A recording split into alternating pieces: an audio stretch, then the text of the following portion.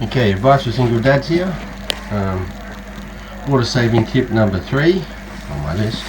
I always use the water from the washing machine to water the lawn.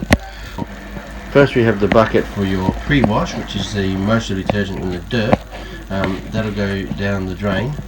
Then your wash, I normally put in here because there's a minimum amount of detergent left.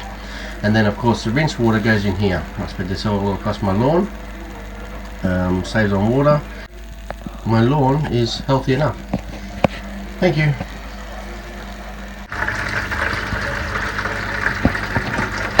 So this is the water that comes out of your pre-wash.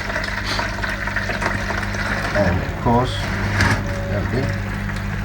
full of detergent and full of dirt. So this will tip down the drain.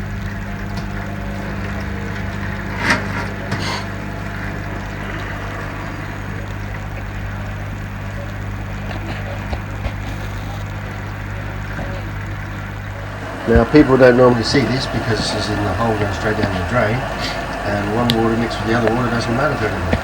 But this is the only bit that carries detergent, and this bit of grey water. Now I've emptied the bucket to show you how much dirtier the other one was to the wash.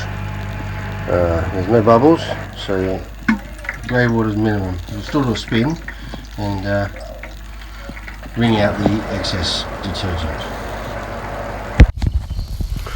Okay, now I will advise you that I've not watered this using the sprinklers all year.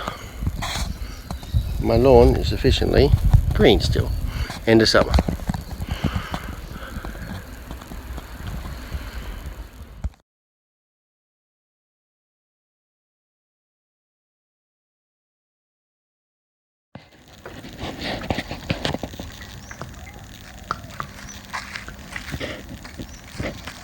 Let's drop on the lawn.